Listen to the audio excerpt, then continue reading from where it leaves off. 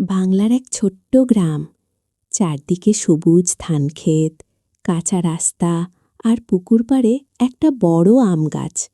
সেই গ্রামে থাকত ছোট্ট মেয়ে রূপা। রূপা খুব হাসিখুশি আর পরিশ্রমী। প্রতিদিন সকালে সে মায়ের সাথে গরুকে ঘাস খাওয়াতে যেত, তারপর স্কুলে যেত।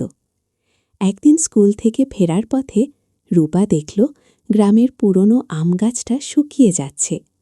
আগের মতো আর সবুজ নেই, পাতাগুলো ঝরে পড়ছে। রূপা দুঃখ পেয়ে বলল, এই গাছটা তো আমাদের সবাইকে ছায়া দেয়, আম দেয়, এখন এমন কেন? পাশে বসে থাকা দাদু বললেন, মা, অনেক দিন কেউ গাছটার যত্ন নেয়নি, পানি পায় না, মাটিও শক্ত হয়ে গেছে। রূপার মনে কষ্ট লাগল। সে ঠিক করল গাছটাকে বাঁচাতেই হবে।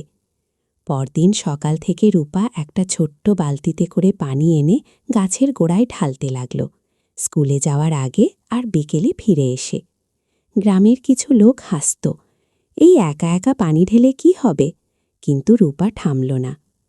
কয়েকদিন পর তার বন্ধু সুমনও এসে বলল, আমি সাহায্য করব। দুজন মিলে গাছের চারপাশের মাটি আলগা করল, আগাছা পরিষ্কার করল।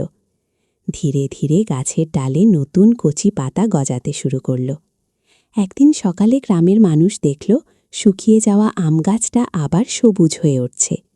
দাদু হাসি মুখে বললেন, দেখলে, ছোট্ট চেষ্টা বড় পরিবর্তন আনতে পারে। কয়েক মাস পর গাছটা আবার আমে ভরে গেল। গ্রামের সবাই সেই আম খেয়ে খুশি। গ্রামের মুরব্বী রূপাকে ডেকে বললেন, আজ থেকে এই গাছের নাম হবে রূপার আম গাছ।